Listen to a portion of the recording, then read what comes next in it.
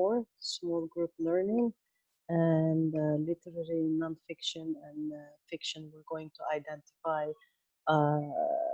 from the text given what is which part of the fiction or nonfiction they are. So first, autobiography is a nonfiction narrative account of a writer's life told in his or in her own words.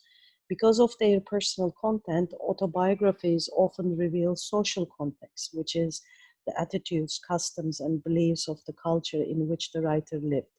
In this story that you're going to read, Hurston's autobiography provides a glimpse into the social context of her African American community in rural Florida during the early 20th century.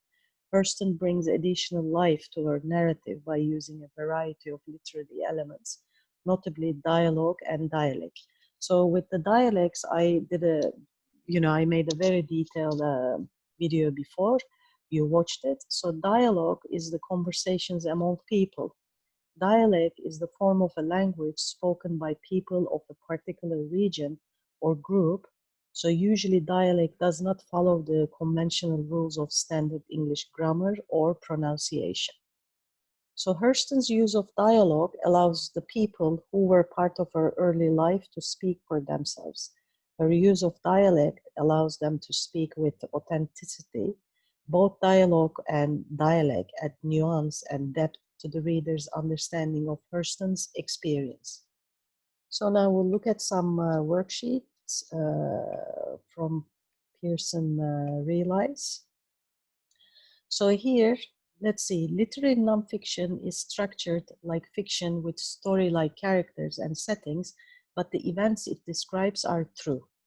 So we said an autobiography or the story of a person's life in his or her own words is an example of literary nonfiction. So literary nonfiction exhibits some or all of the literary devices of fiction, including dialogue, colorful local dialect like imagery and figurative language. Literary nonfiction often conveys a sense of the social context, the attitudes, concerns, biases, and beliefs of the community it portrays. So let's look at this first question. We have to identify whether the text is literary nonfiction, fiction, or non-literary nonfiction. So a journalist writes a colorful and impressionistic account of the making a musical recording by a legendary band, profiling the musicians and telling the story of how the album got made. So it cannot be fiction because it's real. So let's eliminate choice B. So let's look at, that means it is a literary non-fiction.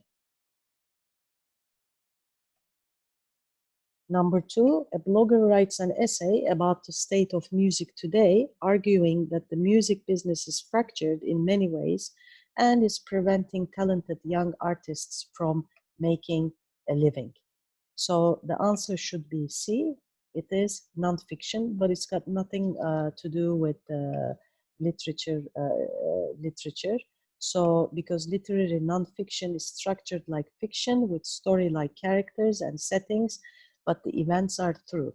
So the first one was literary nonfiction because it has characters, the musicians.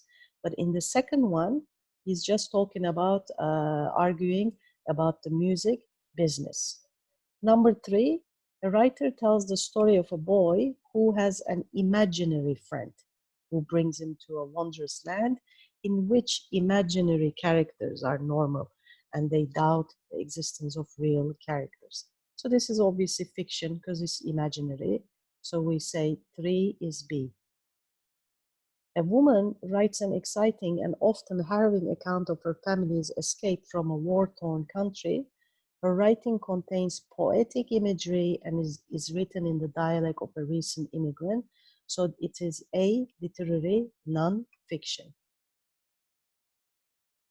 And other sets of questions. Number 1, an Olympic champion gymnast brings the reader on a rollicking ride as she narrates her life story from growing up on a farm to being a gold medal winner. Along the way, the author relates a number of vivid true life tales and introduces the reader to many unforgettable characters. So it should be literary non-fiction. So one is A.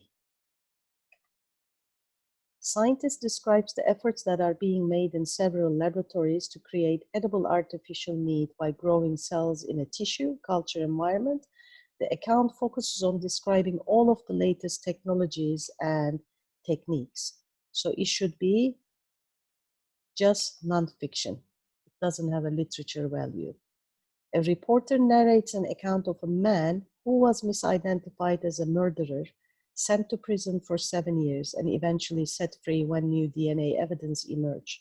The account resembles a murder mystery in every way except that all of the events that take place are true. So this is a literary non-fiction. A tech journalist reviews a new cell phone. The phone is so revolutionary that stores had hundreds of people lining up outside of their doors, waiting to purchase the new model. The review goes over the strengths and weaknesses of the phone. So this should be non-fiction. A country star's mom narrates the biography of her son with great style in her native country dialect. The mom is an engaging character who can really turn a humorous phrase and tell a colorful story. So that this is a literary non-fiction. So if you read the descriptions and about literary nonfiction and its components, then you can answer this worksheet and submit on Pearson classes. Thank you. I'll see you in a different video. Bye-bye.